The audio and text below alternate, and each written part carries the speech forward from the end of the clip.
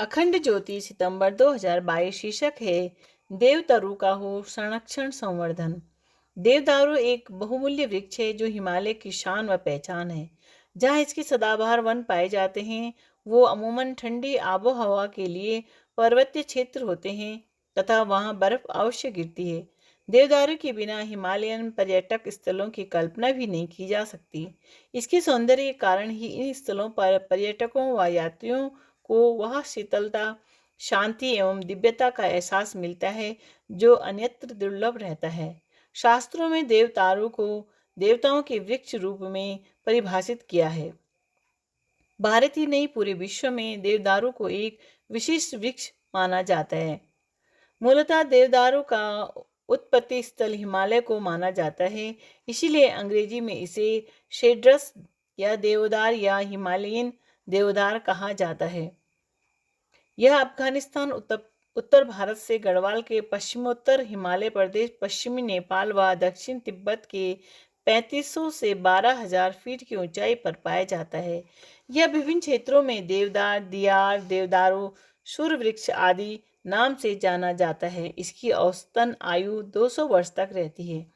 इसके वृक्ष बहुत ऊंचे होते हैं जो 75 से 80 मीटर तक ऊंचाई लिए होते हैं और बहुत सुंदर दिखते हैं। इनकी शाखाएं चारों ओर फैली होती हैं, किंतु शाखाओं का अग्रभाग नीचे की ओर झुका होता है। इसके इसके युवा वृक्ष पिरामिड आकार लिए होते हैं जो बड़े होने पर भी अपने स्तूपाकार शिखर के कारण विशिष्ट पहचान रखते हैं। यह एक बहुत लंबा व सीधा पेड़ है। इसका तना बहुत मोटा होता है जो 2.5 से 3.25 मीटर की परिधि के लिए होता है। कुछ तो 14 मीटर तक मोटे पाए गए हैं। इसके पत्ते हल्के हरे रंग के मुलायम और 2.5 सेंटीमीटर से लेकर 3.25 सेंटीमीटर तक सुई के आकार के लंबे होते हैं जो सघन गुच्छों में निकलते हैं और चंवर की तरह दिखते हैं। इसके फल शंकु आकार के 12.5 से 20 सेंटीमीटर लंबे तथा 7.5 सेंटीमीटर से 10 सेंटीमीटर मोटे होते हैं जो शाखाओं पर एकाकी स्थित होते हैं। इसकी लकड़ी पीले रंग की, सघन, सुगंधित, हल्की, मजबूत और राल युक्त होती है। राल के कारण इसमें कीड़े और फफूंद नहीं लगते और जल का भी प्रभाव नहीं पड़ता। इसकी लकड़ी उत्कृष्ट कोटि की इमारती लकड़ी होती है। इसका उपयोग एक सुंदर, सुगंधित एवं मजबूत लकड़ी के रूप में होता है।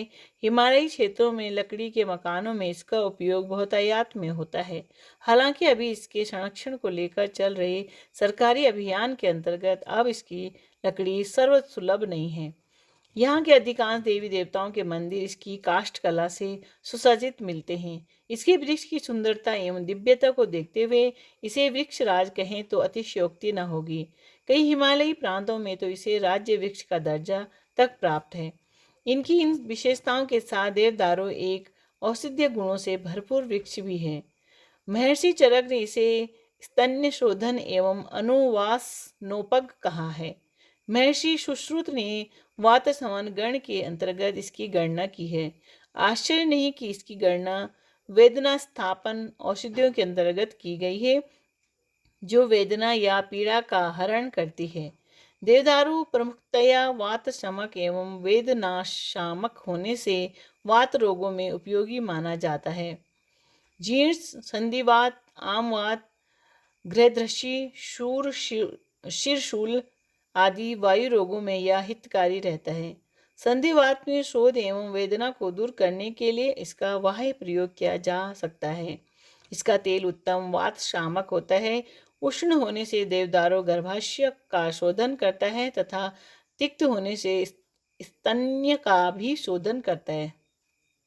अतः सूतिका रोगों की यह प्रशस्त औषधि है। वात कफ ज्वरों में भी यह लाभदायक है।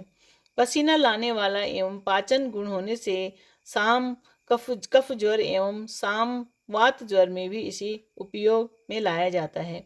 स्निग्ध, तिक्त एवं सुगंधित होने के कारण यह श्वसन संस्थान के रोगों में कफ को बाहर निकालता है तथा कफ की दुर्गंध को मिटाता है। उत्तेजक होने से यह हृदय दौर्बल्य तथा रक्त विकारों में लाभप्रद रहता है। चर्म रोगों में इसके तेल को लगाया जाता है। उदर रोगों में यह प्रभावशाली रहता है तथा पाचन संस्थान के रोगों में हितकारी है।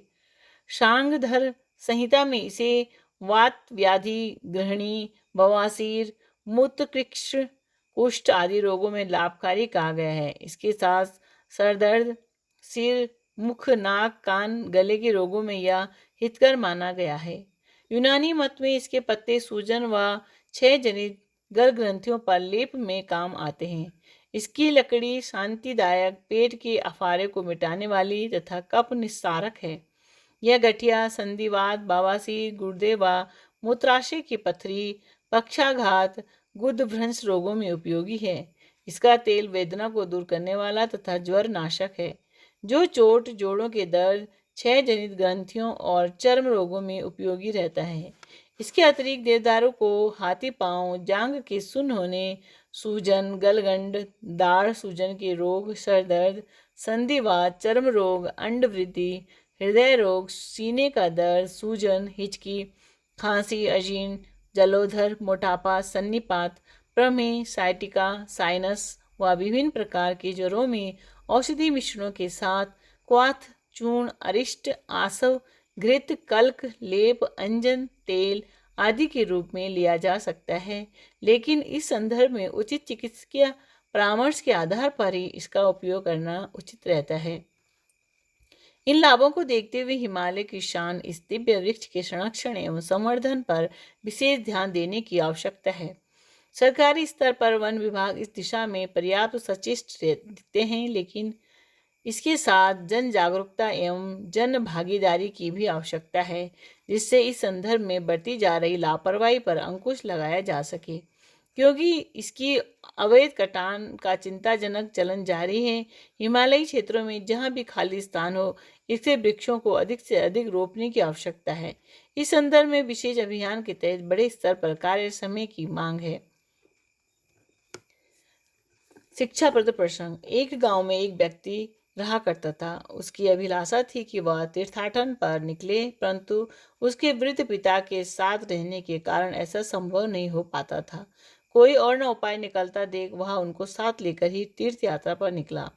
पिता के स्वास्थ्य के कारण मार्ग में कई बार रुकना पड़ता, तो उसके मुख पर आई खींच के भाव यद्यपि बाहर नहीं निकलते थे, तब भी दिखाई तो पड़ ही जाते थे।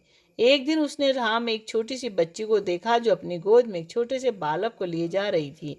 उत्सुकतावश उसने बालिका से पूछा, बेटा तुम इस बालक को इतनी देर से गोद में लिए हुए हो, तुम्हें वजन नहीं अनुभव होता? बच्ची ने उत्तर दिया, मैं तो अपने भाई को गोद में लिए हुए हूँ, इसे उठाने में भला कैसे भार लगेगा, पर ऐसा लगता है जैसे आप किसी अपरिचित को साथ ले आए हैं, क्योंकि आपके चेहरे पर जरूर थोड़ा भार आ गया है।